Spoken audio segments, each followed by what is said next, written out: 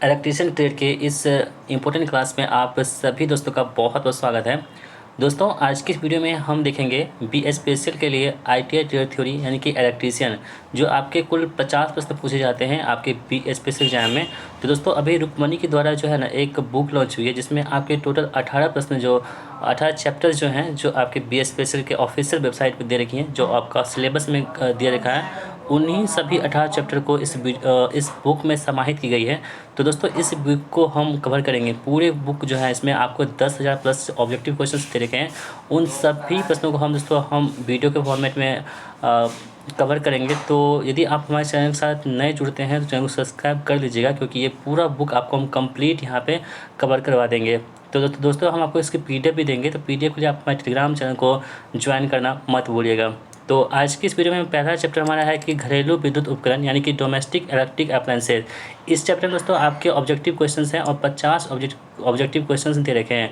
हम कोशिश करेंगे कि इस वीडियो में हम 50 क्वेश्चन को देखें, लेकिन उसमें अगर वीडियो लंबी हो जाती है तो हम क्या करेंगे, इसका सेकेंड पार्ट लाएंगे। चलिए देखते हैं वीडियो कितनी लंबी होती है, उस अनुसार हम वीडियो को डिसाइड करेंगे।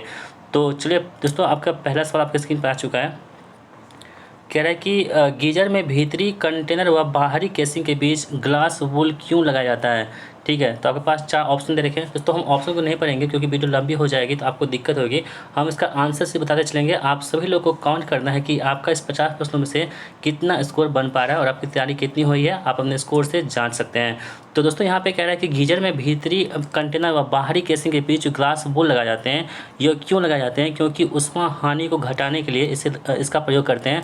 ऑप्शन नंबर डी यहाँ पे हमारे प्रश्न का राइट आंसर हो जाएगा।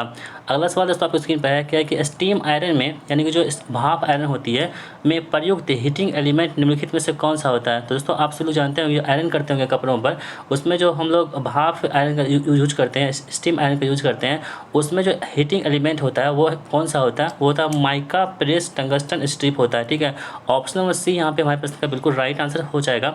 नेक्स्ट क्वेश्चन हमारा होगा, द्विधात्विक स्ट्रिप के लिए तापमान सेटिंग किसके द्वारा बदल दी जा सकती है। तो धारा बदलकर, हीटिंग एलिमेंट से दूर तथा नज़दीक ले आकर के, इनपुट वोल्टेज को बदलकर और आवृत्ति को बदलकर। तो दोस्तों, इसका राइट आंसर होगा हीटिंग एलिमेंट को दूर तथा नज़दीक ले आकर के। इस प्रश्न का राइट आंसर हमारा हो जाएगा।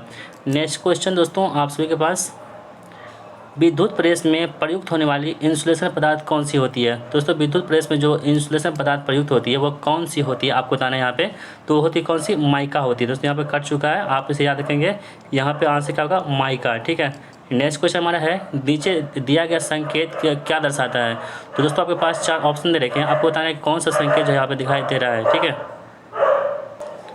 तो दोस्तों यहाँ पे जब ऑप्शन नंबर 5, क्वेश्चन नंबर 5 है, इसमें जो आपको ये आकृति दे रखी है, आपको बताना है कि इसमें कौन सी आकृति इसको ये है। ठीक है दोस्तों, ये जो आकृति दे रखी है ना, ये हमारा कौन सा हीटर की आकृति है? कौन सी है? हीटर की। ऑप्शन नंबर ए यहाँ पे हमारे प्रश्न का राइट आंसर हो जाएगा। नेक्स्ट क्वेश्चन हमारा दोस्तों है कि विद्युत संबंधित कार्य करते समय डैश में बिजली का इलेक्ट्रिक शॉक लगने की आशंका नहीं होती है। यानी कि आप कोई भी विद्युत संबंधित काम करते हैं तो आपको जो शॉक लगती है, बिजली की झटका लगता है, तो आप किस में आपको इसकी आशंका नहीं होती, यानी कि आपको बिजली के झटके इसमें नहीं लगते हैं। तो दोस्तों, यहाँ पे आपके पास ऑप्शन है सूखी लकड़ी में, धातु की छड़ में, और गीली लकड़ी में, और गीली रस्सी में। तो दोस्तों, इसका राइट आंसर क्या होगा? सूखी लकड़ी में। यानी कि आप कोई भी यूज करेंगे, मतलब विद्युत का काम करेंगे, तो आप क्या करेंगे? सूखी लकड़ी का यदि यूज करेंगे तो आपको बिजली का झटका वहाँ पे नहीं लगेगा। ठीक है, अगला क्वेश्चन दोस्तों आपके स्क्रीन पर है, कह रहा है कि एक इलेक्ट्रिक स्टोव संचालित करने के लिए आवश्यक आवृत्ति कितनी होती है।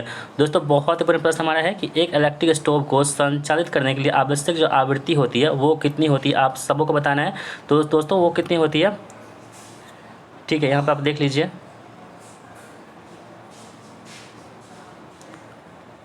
ठीक है, तो आई होप दोस्तों आपने इसको आंसर को सोच लिया होगा। इसका राइट आंसर क्या होगा? 50 हर्ट्ज। ठीक है, ऑप्शन नंबर सी यहाँ पे हमारे प्रश्न का राइट आंसर हो जाएगा। अगला क्वेश्चन है कि एक इलेक्ट्रिक ओवन में थर्मोस्टेट का कार्य किसको नियंत्रित करना है। ठीक है दोस्तों, जितने भी प्रश्न यहाँ पे है ना, वो कहीं ना कहीं आपके एग्जाम में पूछे गए प्रश्न हैं, और आपके बीएसपीसी एग्जाम में जो होने वाला है अगस्त सितंबर महीने में, उसमें पूछे जाने की पूरी संभावना देखी जा रही है। तो दोस्तों, ये जो जितने वीडियो हमारे आएंगे उसको एक भी वीडियो को आप मिस मत कीजिएगा, क्योंकि 50 प्रश्न का सवाल है दोस्तों, तो आपकी ज़िंदगी इसे बदल सकती है। तो वीडियो को मिस मत कीजिएगा। तो एक इलेक्ट्रिक ओवन में थर्मोस्टेट का कार्य जो दोस्तों वो क्या होती है? तापमान को नियंत्रित करना होता है। Option number c will be the right answer. Next question is, एक स्वचालित विद्युत प्रेस के तापमान नियंत्रण अवयव का नाम क्या होता है? तो दोस्तों इसका नाम जो होता है वो होती कौन सी? तो थर्मोस्टेट होती है, यानी कि थर्मोस्टेट के द्वारा विद्युत प्रेस तापमान नियंत्रण अवयव का नाम होता है। ऑप्शन नंबर डी यहाँ पे हमारे प्रश्न का राइट आंसर हो जाएगा। अगला सवाल दोस्तों, हर उपकरण का पानी वाटर हीटर के लिए कंपनसेटिंग यानी कि नियुक्तिकरण अथवा अधिष्ठापन से पहले इंसुलेशन प्रतिरोध से कम नहीं होना चाहिए। तो कितना से कम नहीं होना चाहिए दोस्तों? तो 1 माइक्रो ओम से दोस्तों यहाँ पे कम नहीं होना चाहिए। ऑप्शन नंबर सी यहाँ पे हमारे प्रश्न का राइट आंसर हो जाएगा। निम्नलिखित में से किसका उपयोग इलेक्ट्रिक केतली की ताप इकाई के रूप में किया जा सकता है? तो दोस्तों इसका उपयोग करते किस में? तो धातु के ट्यूब और मेटल ट्यूब से कंसील्ड वायर के रूप में हम लोग इसका इस्तेमाल कर सकते हैं। ठीक है।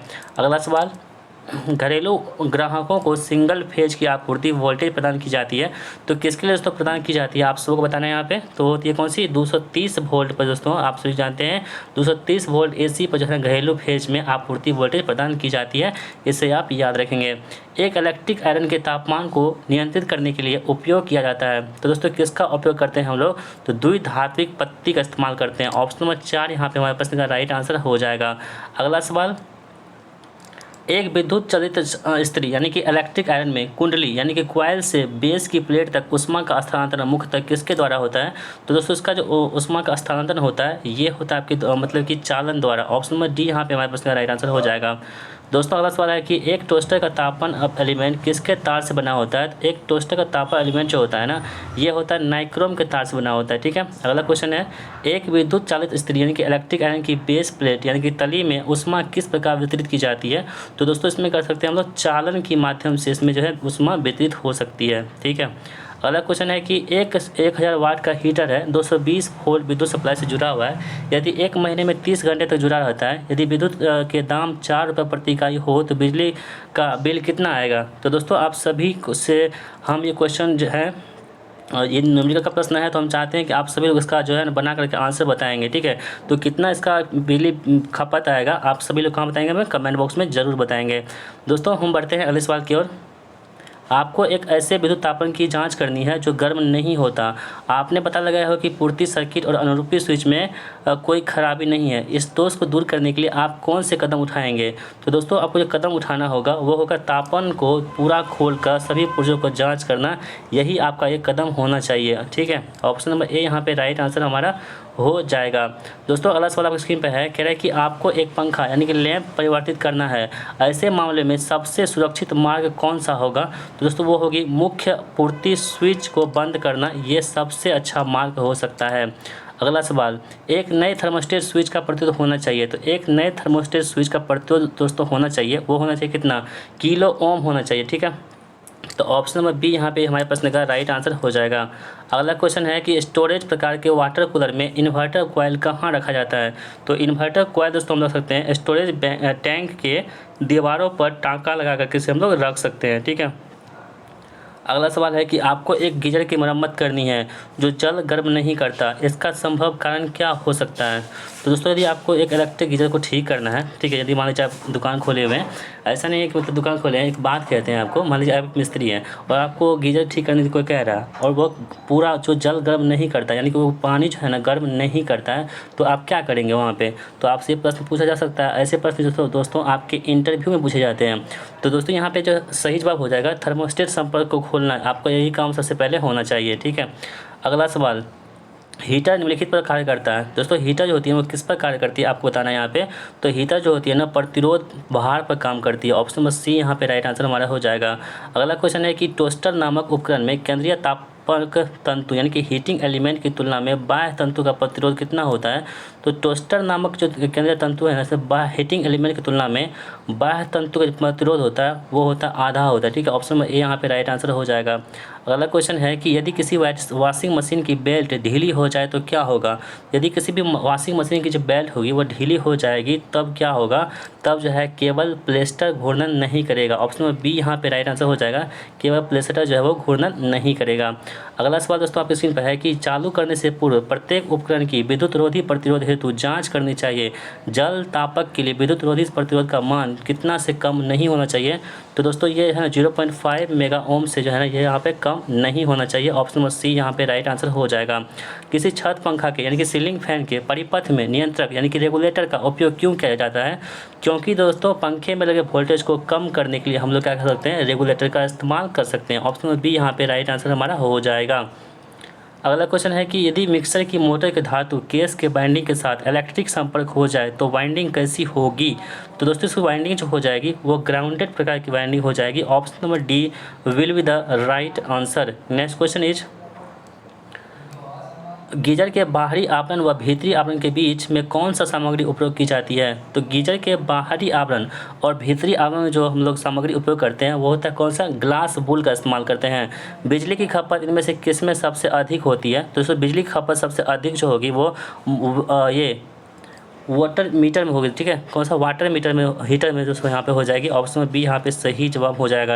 यानी कि जो वाटर हीटर होती है, पानी को गर्म करने वाली जो मशीन होती है, उसमें सबसे ज़्यादा जो मतलब कि बिजली की खपत होगी। घरेलू विद्युत उपकरण ज़्यादातर किस वोल्टेज पर काम आते हैं? तो दोस्तों वो वोल्टेज कितना होता है? 230 वोल्ट AC पर यह काम आता है। आप सभी लोग इसे भली भांति जानते हैं। अगला क्वेश्चन आपकी स्क्रीन पर है कि निम्नलिखित में से कौन सा डिवाइस स्विच और सुरक्षात्मक डिवाइस के रूप में प्रयुक्त किया जा सकता है? तो दोस्तों वो डिवाइस कौन सी होती है आपको बताना। वो डिवाइस होती है मिनिएचर सर्किट ब्रेकर यानी कि MCB, इसे हम लोग शॉर्ट फॉर्म में बोल सकते हैं, ठीक है।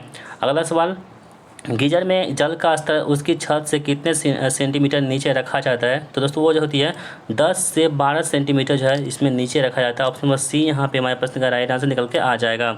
सीलिंग फैन उपयोग करता है, दोस्तों सीलिंग फैन जो है ना वो किसका उपयोग करता है आप सभी को बताना है। तो वो अस्थायी संधारित्र मोटर में मोटर का इस्तेमाल होता है किसमें? सीलिंग फैन में, ठीक है। ऑप्शन नंबर ए यहाँ पे राइट आंसर निकल के आ जाता है। छत के पंखे के परिपथ में रेगुलेटर क्यों प्रयुक्त होता है? तो छत के पंखे में जो रेगुलेटर होती है वो इसलिए प्रयुक्त होती है क्योंकि पंखे पर आरोपित वोल्टेज को घटाने के लिए इसका इस्तेमाल करते हैं। ये क्वेश्चन रिपीट हो चुका है। ऑप्शन नंबर बी यहाँ पे हमारे प्रश्न का राइट आंसर हो जाएगा। अगला सवाल दोस्तों, सीलिंग फैन का घुमाव डैश से निर्धारित होता है। तो सीलिंग फैन का घुमाव जो होती है ये फैन के पत्तियों पर सिरे द्वारा निर्मित वृत्त के व्यास से क्या होती है, ये मतलब कि निर्धारित होती है। ऑप्शन नंबर सी यहाँ पे राइट आंसर हो जाएगा। सीलिंग फैन की पत्ती किससे जुड़ी होती है? दोस्तों सीलिंग फैन जो होती है ना इसकी पत्ती जो होती है वो किससे जुड़ी होती है? तो फैन के ऊपरी आवरण से जुड़ी होती है। ऑप्शन नंबर ए यहाँ पे राइट आंसर हो जाएगा। अगला क्वेश्चन है कि यदि मिक्सर की आर्मेचर कुंडलन खुली हुई हो तो क्या होगा? यदि मिक्सर की आर्मेचर कुंडलन खुली हुई है तो दोस्तों क्या होगा? मिक्सर चलेगा ही नहीं, ठीक है। ऑप्शन नंबर सी यहाँ पे राइट आंसर हो जाएगा। अगला क्वेश्चन है कि घरेलू कार्यों में फूड मिक्सर के लिए प्रयुक्त मोटर सामान्यतः कौन से होते हैं? यानी कि जो फूड यानी घरेलू में जो हम लोग मिक्सर यूज करते हैं घरों में, उसमें जो मोटर प्रयुक्त होती है वो मोटर कौन सी होती है आप सभी को बताना है दोस्तों। वो होती है यूनिवर्सल मोटर, ठीक है। ऑप्शन नंबर ए यहाँ पे राइट आंसर निकल के आ जाता है। अगला सवाल दोस्तों आपकी स्क्रीन पर है, कह रहा है कि मिक्सर की प्रचालन गति का परास कितना होता है? तो मिक्सर की जो प्रचालन गति होती है इसकी परास जो होती है वो 3000 से लेकर के 14000 RPM तक होती है। ऑप्शन नंबर डी यहाँ पे राइट आंसर हो जाएगा। दोस्तों यदि आपको हमारी वीडियो पसंद आ रही है तो वीडियो को लाइक जरूर कीजिएगा और इस वीडियो को अपने दोस्तों में शेयर भी कर दीजिएगा। यदि आप चैनल पर नए हैं और आपको इस तरह की वीडियो चाहिए, आपको मिस नहीं करना है तो चैनल को सब्सक्राइब करके रख लीजिएगा क्योंकि ये चैनल आप सभी के लिए बहुत ही काम का चैनल है। अगला सवाल है, थर्मोकपल यानी कि ताप युग्म द्वारा बनाया जाता है। तो दोस्तों ताप युग्म द्वारा किसको हम बना सकते हैं यहाँ पे बताना है आपको। तो 2 अदृश्य धातुओं को बना सकते हैं। ऑप्शन नंबर ए यहाँ पे राइट आंसर निकल के आ जाएगा। अगला सवाल दोस्तों आपकी स्क्रीन पर है कि केक बेकिंग के लिए घरेलू ओवन का तापमान निम्नलिखित नियंत्रित करता है। तो घरेलू ओवन का तापमान होती है कौन नियंत्रित करता है आपको बताना है। ये थर्मोस्टेट नियंत्रित करता है। ऑप्शन नंबर ए यहाँ पे राइट आंसर हो जाएगा। अगला क्वेश्चन है कि 2 धातु वाली प्लेटों पट्टियाँ प्रयुक्त की जाती है। तो दोस्तों 2 धातु वाली पट्टियाँ होती है वो प्रयुक्त की जाती है। किसमें प्रयुक्त की जाती है? तो ये उपयुक्त सब यानी कि थर्मोस्टेट में, अभिचालन में, विद्युत परिपथ के खोलने अथवा बंद करने में, धातु से बने थर्मोमीटर में और ऑप्शन नंबर 4 यहाँ पे सभी में इसका उपयोग कर सकते हैं। अगला सवाल दोस्तों आपके स्क्रीन पर है, रूम हीटर का हीटिंग एलिमेंट निम्नलिखित का बना होता है। तो दोस्तों जो रूम हीटर होता है ना, जो रूम में हीटर लगाते हैं ठंडी महीने में लोग, तो रूम हीटर का जो हीटिंग एलिमेंट होता है वो किसका बना होता है? तो वो होता है नाइक्रोम धातु का बना होता है। ऑप्शन नंबर ए यहाँ पे राइट आंसर निकल के आ जाएगा। किसी विद्युत उपकरण में तापन अवयव यानी कि हीटिंग एलिमेंट का गुण होना चाहिए। तो दोस्तों क्या गुण होना चाहिए? उसकी जो होना चाहिए उच्च प्रतिरोधकता होनी चाहिए, ठीक है। ऑप्शन नंबर डी यहाँ पे राइट आंसर हो जाएगा। अगला क्वेश्चन है कि वाटर कूलर में प्रयुक्त प्रशीतक कौन सी होती है? तो वाटर कूलर में जो प्रयुक्त प्रशीतक होती है वो कौन सी होती है? फ्रीऑन होती है। कौन सी होती है? फ्रीऑन। ऑप्शन नंबर सी यहाँ पे राइट आंसर हो जाएगा। 1000 वाट का हीटर प्रतिदिन 4 घंटे में प्रयोग आता है तो 35 यूनिट की दर से 30 दिन का बिल क्या आएगा? तो दोस्तों 30 दिन का बिल आपको यहाँ पर बताना है कितना आ जाएगा, आप सभी लोग बताएंगे कमेंट बॉक्स में, ठीक है। दोस्तों ये प्रश्न था, 2 प्रश्न आपके लिए हम कमेंट बॉक्स में छोड़ते हैं क्योंकि ये न्यूमेरिकल का प्रश्न है। आप सभी लोग इसे बनाइएगा, यदि नहीं बनता है तो आप हमें कमेंट बॉक्स में बताइएगा, हम आपको कमेंट बॉक्स में इसका आंसर पिन कर देंगे, ठीक है। दोस्तों अगला सवाल आपकी स्क्रीन पर है, एक इलेक्ट्रिक आयरन के 2 पिन सॉकेट से बिजली की सप्लाई दी जा रही है और यदि इस एलिमेंट का संपर्क इलेक्ट्रिक आयरन की बॉडी की जाए तब क्या होगा? तब दोस्तों उसका उष्मन प्रभाव वहीं रहेगा। ऑप्शन नंबर सी यहाँ पे राइट आंसर हो जाएगा। अगला क्वेश्चन है कि घरेलू विद्युत ओवन में तापक्रम किससे नियंत्रित होता है? तो घरेलू विद्युत ओवन में तापक्रम जो होती है किससे नियंत्रित होता है दोस्तों? तो वो होती है थर्मोस्टेट से नियंत्रित होती है। ऑप्शन नंबर सी यहाँ पे राइट आंसर हो जाएगा। और दोस्तों आज की इस वीडियो का लास्ट प्रश्न हमारा होगा कि विद्युत प्रतिरोध और हीटिंग एलिमेंट निम्नलिखित के बनते हैं। तो दोस्तों विद्युत प्रतिरोध और जो हीटिंग एलिमेंट होते हैं ये किसके बने होते हैं? तो ये नाइक्रोम के बने होते हैं, ठीक है। ऑप्शन नंबर सी यहाँ पे राइट आंसर हो जाएगा। तो दोस्तों इस प्रकार जो चैप्टर नंबर 1 है हमारा घरेलू विद्युत उपकरण, इसके चैप्टर 1 को हमने यहाँ पर कवर कर लिया है और इस वीडियो में आपको कुल 50 प्रश्न देखने को मिले हैं। आपका काम ये बनता है कि इन 50 प्रश्नों से आपका स्कोर कितना बन रहा है, अपना स्कोर हमें कमेंट बॉक्स में ज़रूर बताइएगा, ठीक है। तो आपके दोस्तों वीडियो कैसा लगा, अपनी राय हमें छोड़ सकते हैं कमेंट बॉक्स में। बाकी दोस्तों इस वीडियो के बारे में आप क्या सोचते हैं, अपना ओपिनियन जरूर शेयर कीजिएगा। तो मिलते हैं नेक्स्ट वीडियो में, तब तक के लिए जय हिंद, वंदे मातरम।